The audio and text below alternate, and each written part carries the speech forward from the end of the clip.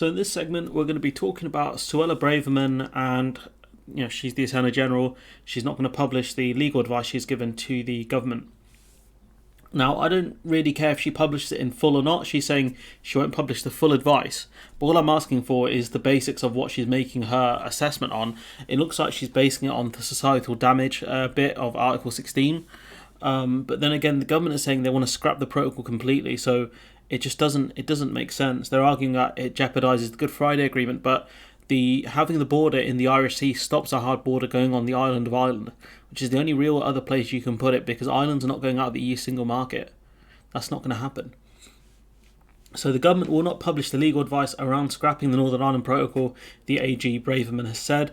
Miss Braverman said the government will explain the legal basis so people can understand the decision taken. And obviously this could go to court here, so she might have to argue in court about this stuff, or at least someone, government appointed lawyers will have to get advice from her about the legality of the decision.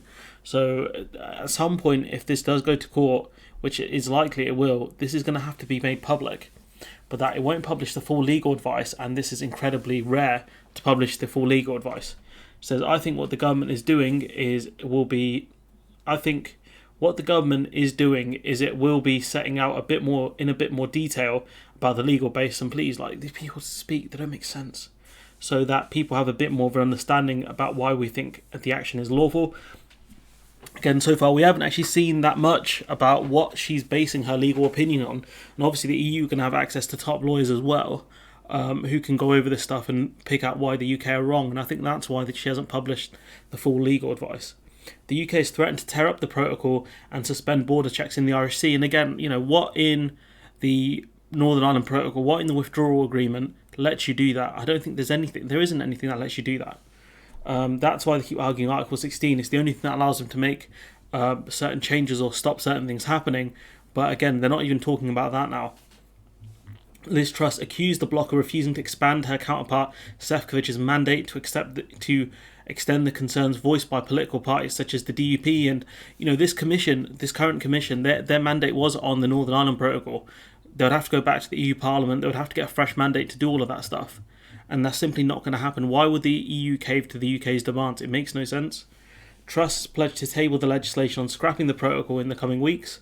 That legislation was meant to be done by the 17th of May. That's when it was promised. But, we covered at the time that, Cabinet hadn't even seen the legislation yet. And we'll be talking about some of the points that Liz Truss made in terms of, what the key points of the legislation will be.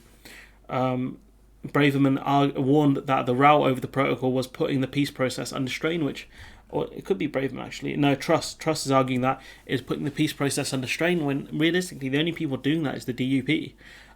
Clement Beaune, a French person whose names I can't pronounce, is France's Europe Minister, accusing Boris Johnson of creating an unnecessary drama by threatening to rip up the protocol, because that's what this has done. It's been designed to do is to create drama about this, to make it look like to the EU that we're going to do something we're not really going to do. France's Europe Minister saying, we must not give in to this totally false idea that the protocol is the problem and the EU has not proposed anything. It is exactly the opposite, he told Politico, which is very true. This idea that the protocol is the problem is not the case, and that the EU hasn't proposed anything. The EU has proposed a lot of things. In October they proposed a lot of different ideas, and they have made changes around medicines, etc. So this idea that the EU are inflexible is simply not true. Even then, they don't even have to be, because the agreement is there. All they had to do was take this thing to court. It's a slam dunk win. That was it. The British government knows this perfectly well, which he's very right on. As reported yesterday, The Telegraph understands that the European Commission will propose tweaking the bloc's own laws to ease checks between mainland Britain and the province in an effort to end the long-running row over Brexit rules. So even now they are still making changes, even without the UK in the room. According to sources, Sefcovic, the EU's chief negotiator, sat on Olive Branch in a call with Miss Truss. That's another article I'll have to read at some point. I don't know if I'll get around to it. And Truss saying she wants to make it crystal clear with the EU that talks will continue in parallel with us taking unilateral action, or at least setting out laws which allow it, similar to the internal market bill. This is a rerun of last year. I can't remember when last year this was happening. However, she warned the urgency of the situation means that the government has no choice but to act now. and end the unnecessary bureaucracy of controls. And we've spoken previously about the green lanes and all of this stuff, right? The simple fact is, the only reason the government making the big deal out of this now is I think they fear some unionist violence, and also the fact that they don't like the Northern Ireland Protocol at all. They don't like the idea of it. And of course, the better Northern Ireland does with the protocol in play, the worse, when Northern Ireland has more access to fresh fruit, vegetables, fuel, etc., than, people in Great Britain does, it makes that gap between being in the EU and not being in the EU, just for goods, just that bit more apparent. And that's what the government really want to avoid here. The protocol is doing well in terms of opinion polling in Northern Ireland. So this idea, it's very unpopular. It's not the case. The majority of MLAs support it. I know the people in the DUP argue it has no unionist consent, but neither does Brexit. So just because you're not happy with one aspect of Brexit doesn't mean you can argue it doesn't. You need unionist consent or nationalist consent when Brexit, the whole thing, has no nationalist consent. But that's me going off on a tangent here, and I want to see what basis. I don't want to see the full legal advice, but I want to see what the key points are of Braverman's advice to Johnson.